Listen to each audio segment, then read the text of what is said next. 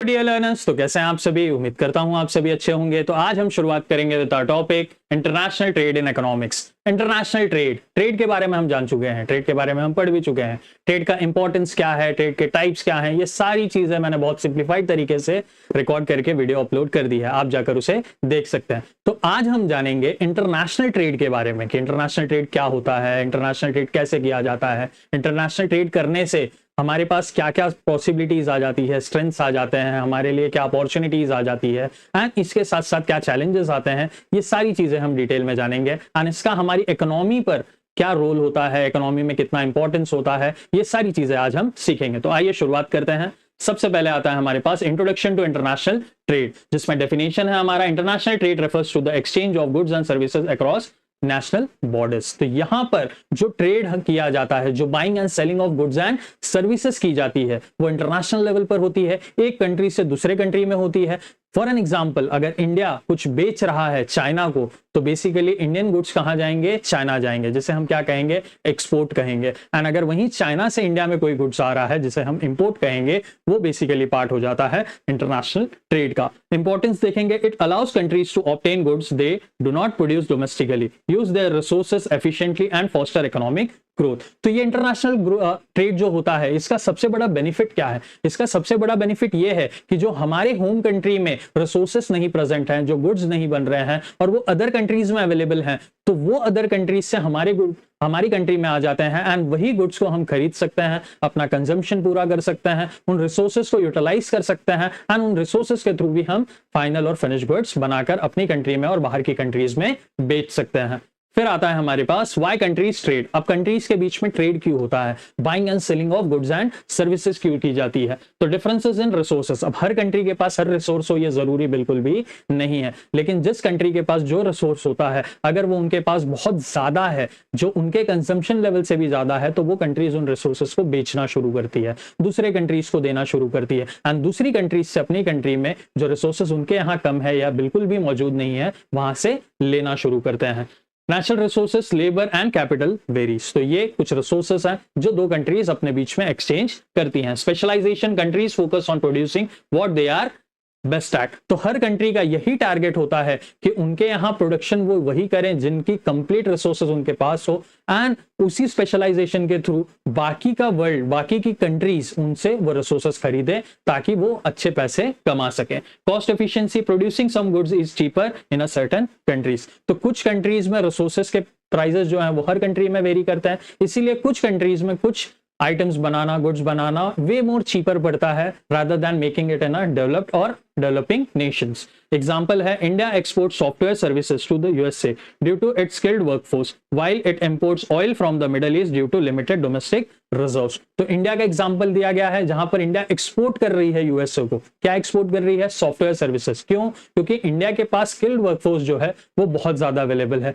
मतलब IT professionals हैं जो ऐसे सॉफ्टवेयर बना सकें जो ग्लोबल लेवल पर यूएसए आज इस्तेमाल कर रही है। उसी के साथ साथ इंडिया में ऑयल रिजर्व्स की शॉर्टेज है, इसलिए वो ऑयल्स को इंपोर्ट करती है मिडल ईस्ट कंट्रीज से ताकि वो अपनी जो नीड एंड वांट है इस जरिए से कंप्लीट कर सके।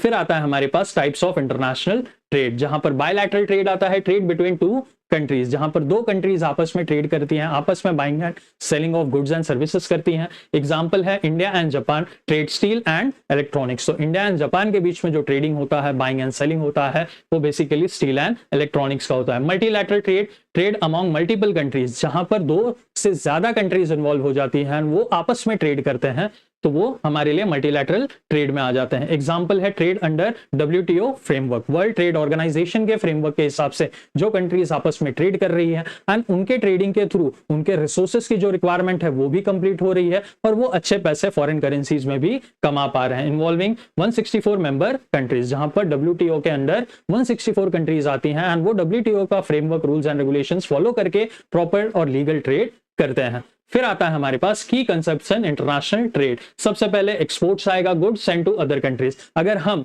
अपने देश से किसी और देश में गुड्स भेज रहे हैं उसे हम एक्सपोर्ट कहते हैं। एग्जांपल है, basmati rice exported from India to Europe. तो हमारी कंट्री में बासमती राइस बहुत ही अच्छे वैरायटी की उगाई जाती है, जिसको सही तरीके से फिनिश करके पैकेज करके एक्सपोर्ट किया जाता है यूरोपियन कंट्रीज में।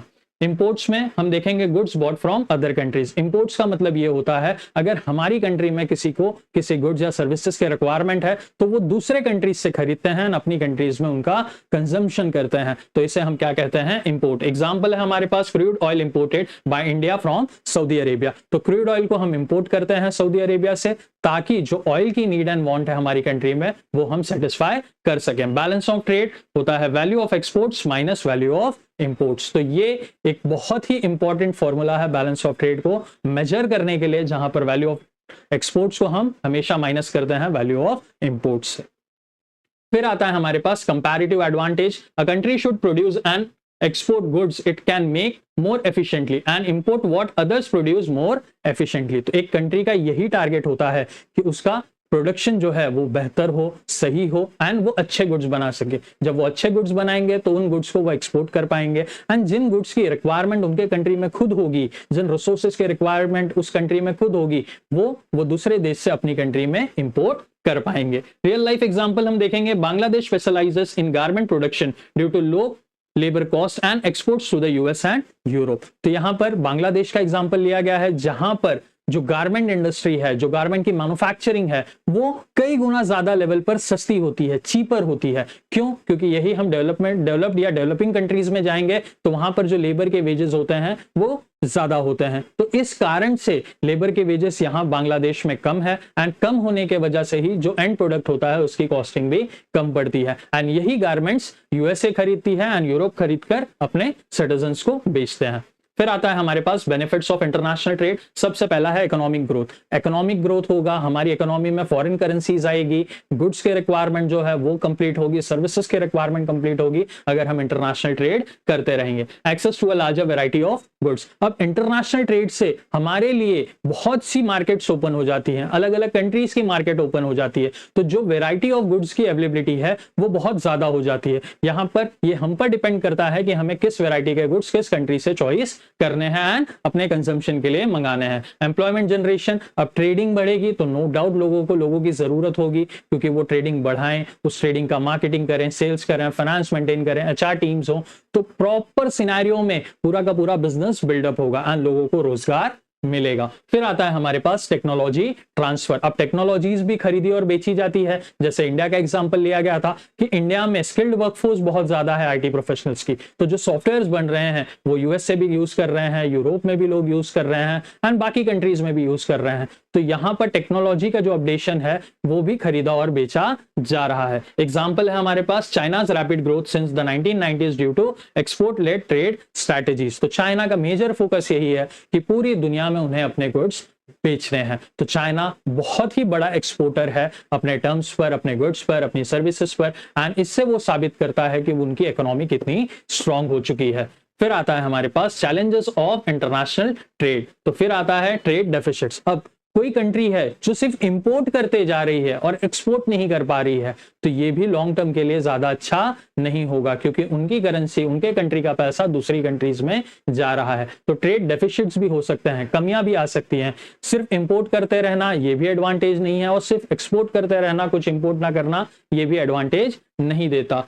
फिर आता है हमारे पास डिपेंडेंसी ऑन फॉरेन मार्केट्स। अगर हमारे पास रिसोर्सेस नहीं है एंड पैसा है फिर भी हम फॉरेन मार्केट पर डिपेंडेंट हैं कि फॉरेन मार्केट से गुड्स आएंगे, हमारा कंजम्पशन लेवल कंप्लीट होगा, तो यही सोच रखना ये बिल्कुल बेहतर नहीं होगा। हमें वो जरिए बनाने पड़ेंगे जिसके थ्रू हमारी कंट्री में भी वो गुड्स का मैन्युफैक्चरिंग शुरू हो सके ताकि जो हमारी कंट्री की नीड्स है, बेसिक नीड्स है, डोमेस्टिक नीड्स है, उसको हम खुद ही सेल्फ सफिशिएंटली पूरा कर सकें। फिर आता है हमारे पास ट्रेड बैरियर्स। अब ट्रेड बैरियर्स हैं, कुछ कंट्रीज हैं जिनके बीच में म्यूचुअल एग्रीमेंट्स नहीं होते हैं तो वहां पर ट्रेड बैरियर्स आ जाते हैं जिसके थ्रू वहां पर ट्रेड करना क्या हो जाता है, बहुत ही ज्यादा मुश्किल हो जाता है। Global recession impact. अगर रिसेशन आता है तो ग्लोबली हर कंट्री पे इंपैक्ट पड़ता है, चीजों के प्राइसेस पे इंपैक्ट पड़ता है, लोगों के इनकम पर इंपैक्ट पड़ता है जिसके कारण भी डाउनफॉल देखा जा सकता है। एग्जांपल ड्यूरिंग कोविड-19 global supply chains were disrupted affecting trade worldwide. तो कोविड-19 के समय हमने देखा था कि पूरी की पूरी दुनिया रुक चुकी थी जिस कारण से जो ट्रेड था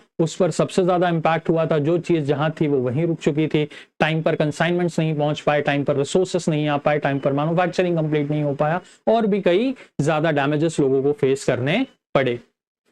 next comes trade barriers, tariffs, taxes on imports. जो टैक्सेस हमें पे करना पड़ता है इंपोर्ट्स पर वो भी बहुत हैवी होते हैं, जिसके कारण से जो गुड्स आए होते हैं उनके रेट भी बहुत ज्यादा बढ़ जाते हैं। Quotas, limits on quantity of imports. अब लिमिट्स भी गवर्नमेंट सेट करती है ताकि वो बैलेंस ऑफ ट्रेड मेंटेन कर सके, एंड उस लिमिट्स में ही काम करना हमेशा एक ट्रेडर के लिए यूजफुल नहीं हो पाता। Subsidies, financial aid to local industries. Subsidies provide करती है गवर्नमेंट ताकि जो छोटी स्मॉल स्केल इंडस्ट्रीज है, माइक्रो इंडस्ट्रीज है, ये भी ग्रूम हो सके एंड एक लेवल पर आकर अपने गुड्स एंड सर्विसेज को एक्सपोर्ट लेवल तक लेकर जा सके। फिर आता है हमारे पास embargoes, ban on trade with specific countries. अब कुछ स्पेसिफिक कंट्रीज होती हैं जिन कंट्रीज के साथ हमारी कंट्री के अच्छे रिलेशंस नहीं होते हैं, इसलिए वो बैन कर देते हैं ट्रेड उन दोनों के बीच में।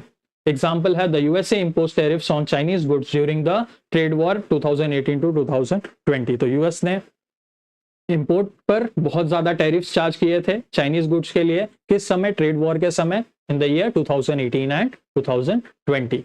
Global institutions promoting trade, world trade organisation जिसका फॉर्मेशन ही इसलिए किया गया ताकि इस दुनिया में ज्यादा से ज्यादा कंट्रीज आपस में ट्रेड कर सके, import and export of goods and services कर सके, एंड एक जनरलाइज्ड फ्रेमवर्क बनाया गया, रूल्स एंड रेगुलेशंस बनाए गए जिसको लोग फॉलो करके बेसिकली सही तरीके से ट्रेड कर सके। IMF, इंटरनेशनल मॉनेटरी फंड, जहां उनका काम ही ये होता है कि कंट्रीज को डेवलप करना, कंट्रीज को अगर फंड की रिक्वायरमेंट है तो फंड्स प्रोवाइड करना एंड देखना कि उस फंड्स का सही यूटिलाइजेशन वो कंट्रीज कर रही है कि नहीं, ताकि उनकी इकोनॉमी का सही ग्रोथ हो सके।